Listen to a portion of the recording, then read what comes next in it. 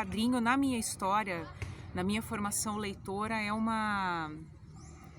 eu aprendi a ler com quadrinho, eu me formei leitora com quadrinho, então imaginar que eu fosse em algum momento da minha vida fazer um quadrinho era um pouco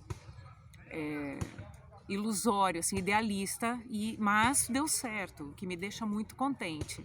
Então, em relação a essa construção de um texto multimodal, ela é muito desafiadora. Uma questão é ser leitora de HQ, outra é ser autora junto com outras pessoas. Então não são apenas as minhas ideias ou as ideias do Saulo, né, ou as do Gabriel. É um exercício mesmo de escuta, e de escuta também, uma certa escuta social, porque ao abordar questões de gênero, não tem como, né, Saulo, você dizer que passou por algumas coisas ou eu. Então é também resgatar essas histórias de outras pessoas para colocá-las numa outra história, porque no final das contas a gente queria elaborar, né? Assim, normalmente é difícil, né? Porque seria trazer a imagem que alguém visualizou no texto para seu desenho. Só que como de certa maneira eu co-escrevi o texto com vocês, eu não acho que eu fui um dos escritores, porque vocês escreveram juntos e aí trazia, a gente se reunia, eu dava algumas dicas, falava, isso aqui pode ficar bom, isso aqui pode não ficar pro quadrinho. Então eu já tinha uma imagem prévia, pelo menos assim, da estrutura básica de como isso ia ficar. Então foi mais simples, foi muito mais simples e acho que foi bem menos trabalhoso do que eu imaginaria, assim, nesse sentido de fazer essa tradução imagética do texto para a imagem.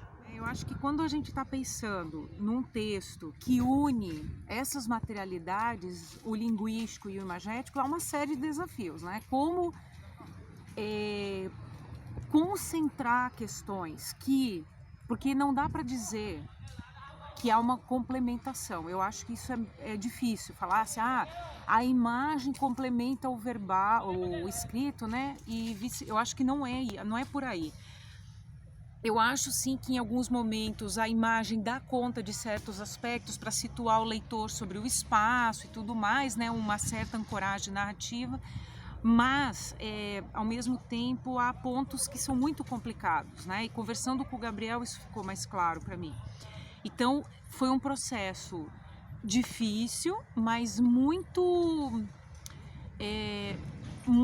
aprendizado, né? Porque a gente conseguiu aí em certos momentos aliar. Eu olho para o quadrinho hoje, eu fico pensando como é que a gente poderia colocar essa imagem de outra forma, mas em geral eu tô muito mais satisfeita. Eu não vejo assim como é que a gente poderia dizer certas coisas. E eu acho que o desenho, ele nesse sentido, ele foi muito bem-vindo. A maior dificuldade de todas, na verdade, foi o próprio desenho em si, assim, desenhar, porque eu tava um tempo sem desenhar e um tempo sem estudar a teoria mesmo de desenho. Então, quando eu desenho o quadrinho, vamos dizer assim, que eu tava cru, tá ligado? Tava virgem, tava há um tempo sem tá até tocando mesmo no material. Então, isso foi uma parada meio, assim... E por um lado também foi legal, porque meio que pegou ali a essência do que seria o meu traço naquele momento. Então eu consigo olhar aqui e falar, beleza, daqui eu vou partir para tal caminho no futuro, no próximo quadrinho, na próxima história, na próxima obra.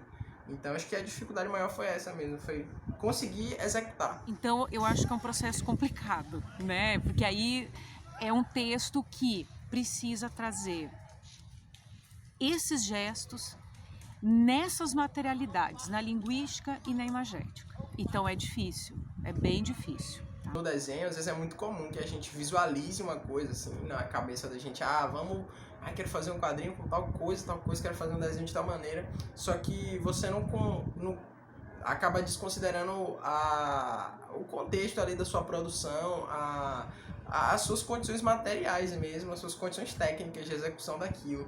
E quando eu fiz o quadrinho, eu tentei me libertar ao máximo disso, assim, tipo, tentar fazer ele da maneira mais simples, mais clara, mais direta que eu pudesse.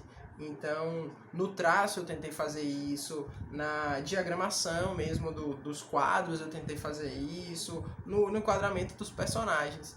Eu acho que a gente tem uma revista, uma HQ, né, que consegue unir essas duas questões, essas duas materialidades. Eu fico muito feliz, acho que o desenho aqui, ele não seria a mesma história se não houvessem as imagens. Então acho que correspondeu.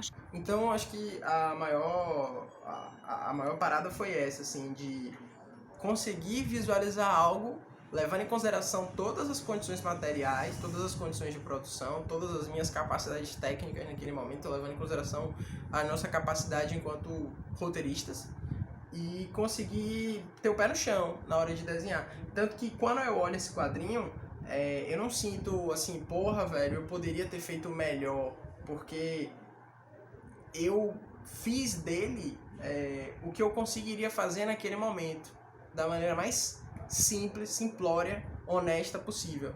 Qual a imagem que você mais gostou? É uma pergunta bem difícil, mas eu vou me centrar em uma, que é essa aqui, ó, página 11. É uma cena corriqueira, simples, aparentemente banal, duas pessoas num bar conversando sobre aspectos ligados à sexualidade, né? Então uma das personagens está dizendo que é assexual, está falando com a amiga sobre isso. Além do fato de não ser um tema comum, né, um tema corriqueiro, isso sim, não é, mas a cena no bar é corriqueira, eu acho que o Gabriel, nesse desenho, ele trouxe uma sofisticação imensa com esse quadrinho aqui, que não é um quadrinho, ele é circular e ele centra nas questões da personagem. Eu acho que ele foi muito sofisticado e me surpreendeu, tá? Aqui não é como autora do quadrinho, aqui é como autora, mas sobretudo leitora de alguém, e aí que é legal pensar num quadrinho e nessa construção, nessa aula, porque de alguma forma a gente elabora o quadrinho, mas quando ele está pronto a gente também se surpreende. Nós já não somos mais autores, né? Nós nos transformamos em leitores do quadrinho. E eu achei essa página, eu adorei muitas, tá, gente? Mas eu tô querendo frisar a sofisticação que o Gabriel trouxe com o desenho dele nessa cena, tá?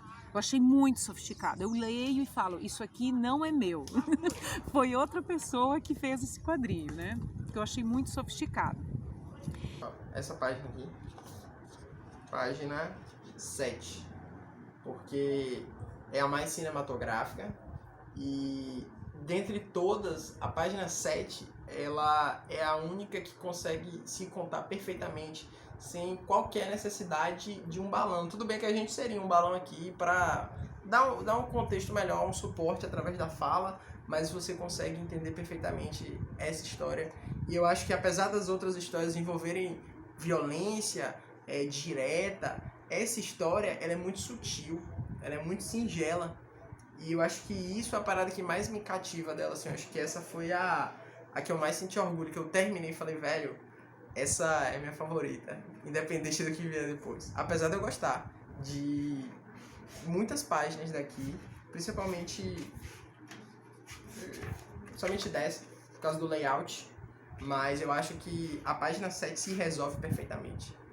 A que mais se aproximou foi essa da página 7, em que um dos personagens descobre que é bissexual, né?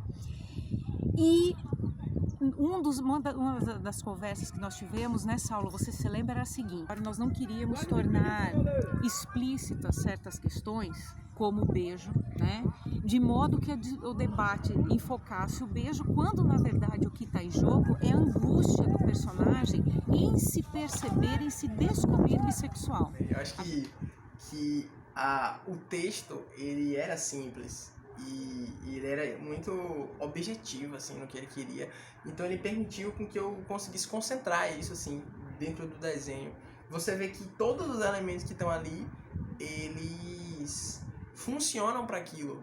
Não tem um traço a mais dentro disso, não tem um objeto dentro do enquadramento, não tem nada que traga uma outra experiência dentro disso. É aquilo, tá ligado?